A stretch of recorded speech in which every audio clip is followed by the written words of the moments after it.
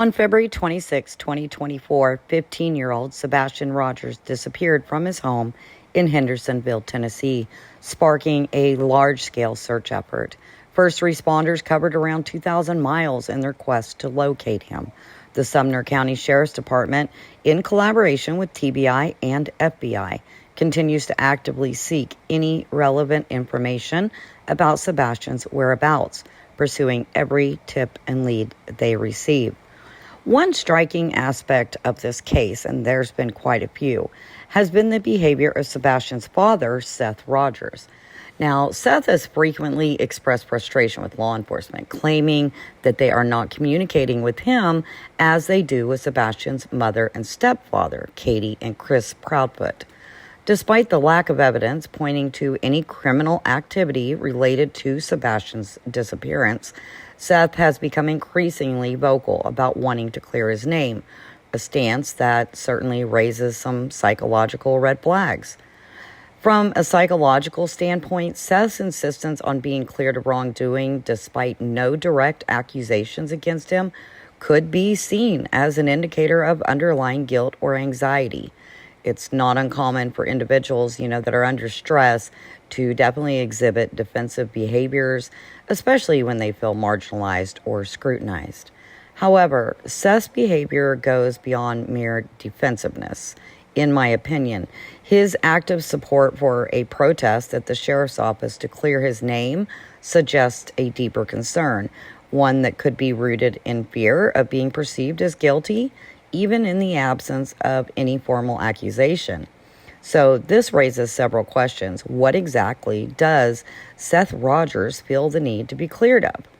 Why is he so focused on defending himself rather than concentrating on the search for his son? If Katie or Chris were acting in this manner, how would the public perceive their actions? Would the reaction be different? I certainly think it would. Furthermore, if law enforcement is communicating with Katie and Chris, why are they seemingly withholding information from Seth?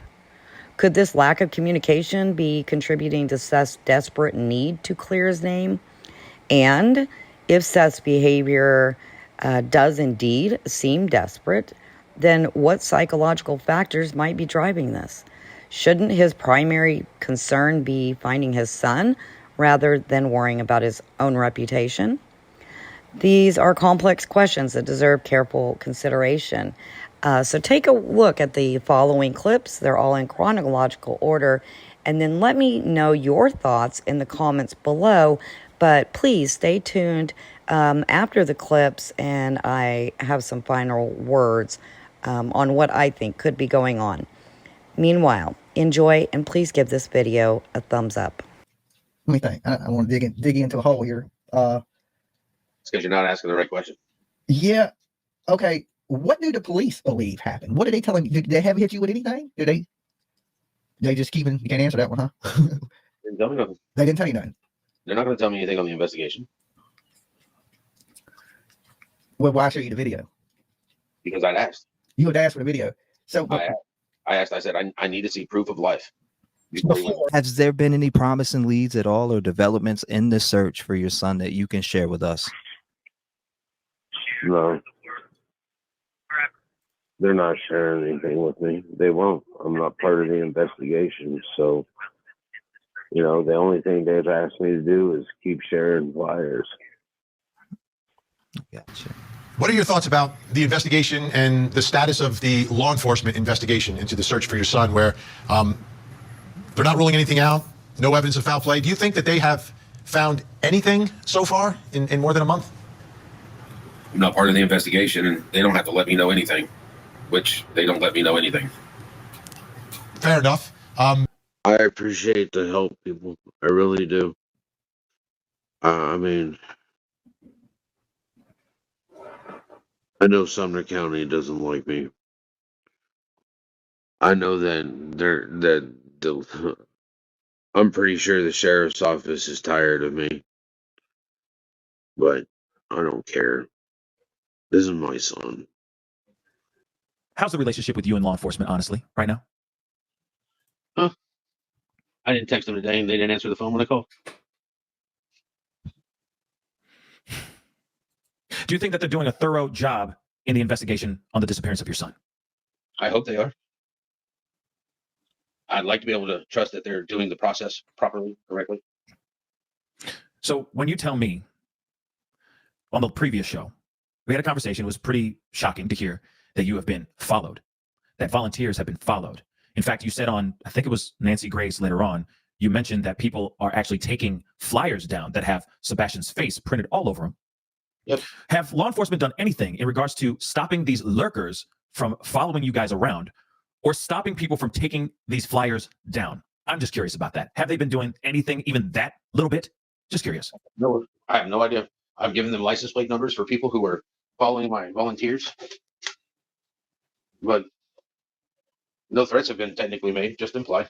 So I don't know. I don't know. I don't know what they're doing, man. I'm farther outside of what they're doing than Chris and Katie are. Interesting that you say it that way.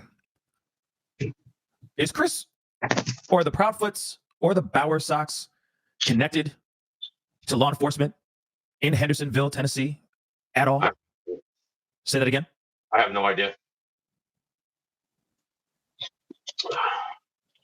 I have no idea. Sorry, I was drinking some more water, so you won't yell at me later. Sumner County didn't call me. TBI didn't call me. Come and ask me to verify or anything of that sort.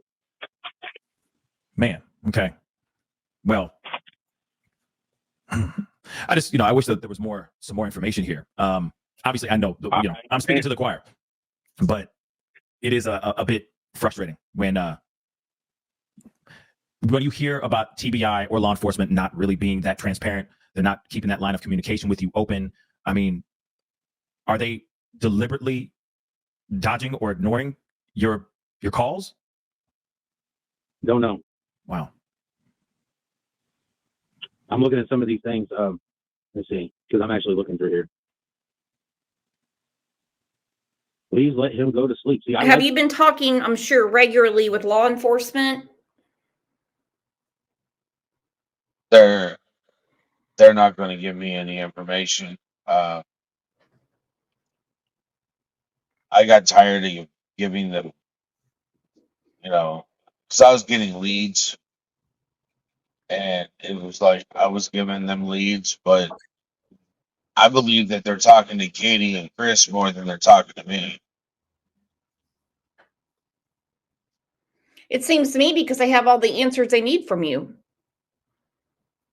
There's a lot of questions about when you saw the video of Sebastian at the restaurant, what was he wearing?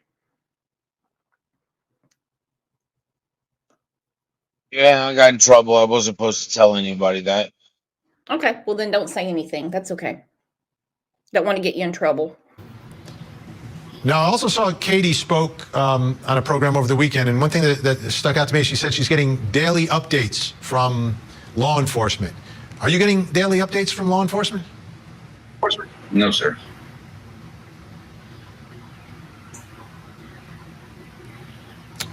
And is there a reason? Are they not they don't want to communicate with you, or is there? They are communicating with my private investigators. That way, there is no longer me having to take time out of my day while I'm sitting there searching, trying to gather resources, and planning on the next action to take. My private investigators are speaking with them. Just know that he's still missing. I know that there's been really no leads that have been shared with me by law enforcement. When you say there's no leads, are you working with law enforcement? Are they communicating with you? Not communicating with me. If they're communicating with anybody, it would be my private investigator. Okay, Heather, I want to weave you into the conversation. You started working with Seth. Why are you working with Seth, and what can you tell us so far? Well, I had received several phone calls, people asking me to get involved in the case, but I wouldn't do it until I was invited in by a family member or law enforcement. And I did end up getting that phone call. A friend of mine said they talked to Seth and he was looking for somebody, a PI to hire, and he had referred me. So I called Seth and here we are. That was about 2 weeks ago. And yes, law enforcement was standoffish at first with me. And I think that's just because, they had some Seth can be hard to deal with because he's going through a lot right now. Well, You yeah, know? I mean, it's a lot of trauma. So what Has anybody gone and interviewed any of the people or gone to the underpass where it appears he is in this photo? I don't believe so. We wouldn't know if law enforcement had done that or not because we really haven't got much information from them regarding this, which we completely respect because it is part of an ongoing investigation. We were given quite a bit of hope when Seth asked to look at the camera footage from the state park, and law enforcement told the state park not to show anybody the footage because it was part of the investigation. So, we feel like if there was nothing to see here, then there would have been no problem with him looking at the footage. So we're hopeful that there's something positive going on. But wouldn't police want the missing teenager's father to look at the footage to confirm that that is in fact the missing teenager? So I ran Seth through this scenario the other night. Let's say that there was footage of him walking and getting into a car with a license plate, and Seth caught a glimpse of that license plate. I think Seth could tell you what he would do if he got a license plate number and thought his kid may be somewhere. You can answer that again, Seth. I'd be knocking at their door, probably aggressively. So I mean, Go ahead. We're trusting that there's a good reason that they're not letting him look at this video. It could be for safety. It could be for vetting purposes. But I know it's hard as a dad not being able to see that video. Seth, when you give them the tips that you come up with your private investigators, are they thankful? Do they indicate to you that this is helpful? Do you have a good relationship with the police? Do you feel like they're on your side, that they're working hard? That's what they're conveying to me. But at the Can't same point imagine in how time, hard this must be. I'm not seeing my son's not here. This is my first Father's Day. What made me a father is not here. I'm so sorry. I'm just so sorry. If there's anything we can do, we'll keep the story. I understand that investigators can't always share everything, but do you feel, Tony, that at least they have been, optimistic or helpful or hopeful, or at least been keeping Seth up to speed on what they're doing? I think that we feel like that the communication could always be better. And, let's put you or I as a parent in Seth's shoes. My bigger question as Seth's spokesperson, and where I would ask Court TV to give us some assistance is, we have video evidence that shows that Seth was at work. We've had all of his electronic devices that have been seized and dumped. We'd like to know why Seth still hasn't been cleared, or what they might need from Seth and or myself to get him cleared. So they have not cleared? I didn't realize that. I just didn't realize that was the situation. So not at all. So my guess is if they haven't cleared him, that may explain some of the lack of communication that is going back and forth in this case. Good possibility. But what more do you want from me? I was at work. I was video camera from 6 p.m. till after 7 a.m. the next morning. My son should be with me right now. He should be in this house, and I should not be looking for him. Tell me where I don't gain anything from this. This is not funny. The fact is I'm looking for my son. He's not here. Y'all took my electronics. What more do you want? Do they need my bank records? You can have them. I don't understand what I have to do to get cleared. We're willing to do anything to get cleared, Benny. Go ahead, Tony. There are resources. Yeah, we're willing to do anything to work with them to get him cleared, because it does allow us to bring in more resources once he's clear. And if the video evidence, the phone data, and whatever else they may need isn't enough, then we'd simply like us to tell them, why is it that he hasn't been cleared? He did a polygraph test with a well-known FBI polygrapher that Nancy Grace set up, and he passed that with flying colors. So, we're out of time, unfortunately. Tony, I'm sorry I have to cut you off. We're out of time, but thank you both for joining us.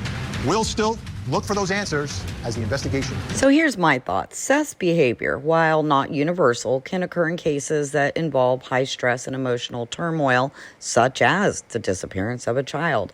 And there's several psychological explanations for why a parent might react this way. The first, Seth's behavior could be a manifestation of a psychological defense mechanism known as projection, where an individual attributes their own anxieties or insecurities to others. In Seth's case, the insistence on clearing his name, despite no accusations, could be his way of managing internal guilt, fear, or suspicion that he feels others might harbor toward him. It's also possible that Seth has a deep-seated mistrust of law enforcement, even though he works inside of a jail, which could be exacerbated by the stress of his son's disappearance.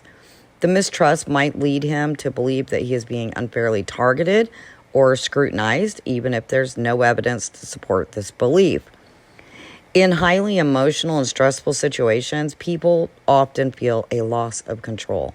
So by focusing on clearing his name, Seth might be trying to regain some control over the situation.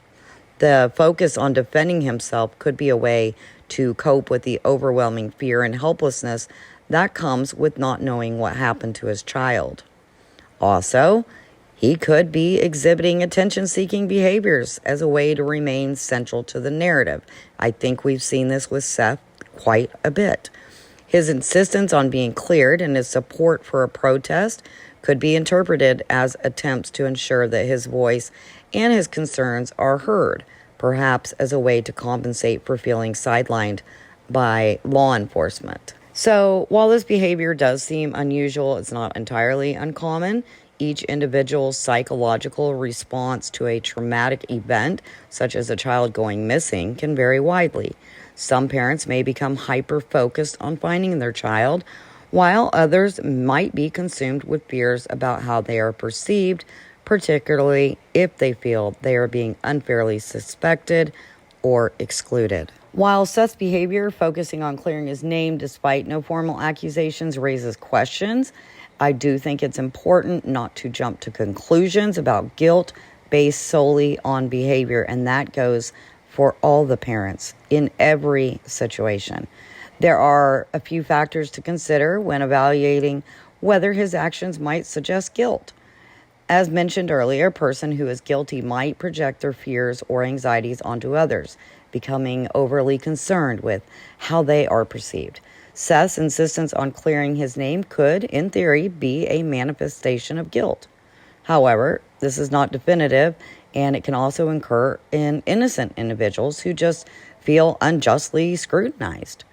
And I think that could be a little bit of the case with Chris and Katie. In some cases, guilty individuals may overcompensate by becoming overly vocal about their innocence, trying to convince others and perhaps themselves that they have nothing to hide. However, this behavior can also occur in innocent people who feel unfairly targeted or fear being misunderstood.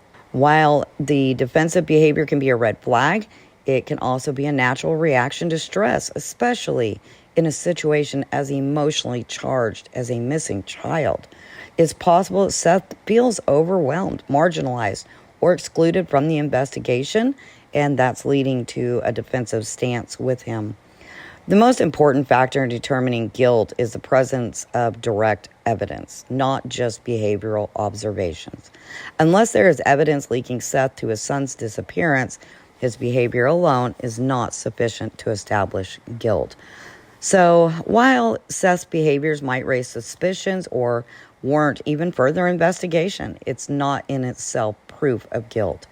And it's essential that law enforcement thoroughly investigates all possibilities, including Seth's own actions and statements. But guilt should only be concluded based on concrete evidence rather than psychological interpretations alone. I hope you guys enjoyed this video. I really am interested in hearing your thoughts and your opinions on this. And so please leave those in the comments section below. Again, please give the video a like. I really would appreciate that. And if you're not yet subscribed, please hit that subscribe button. You guys have a wonderful day. Bye-bye.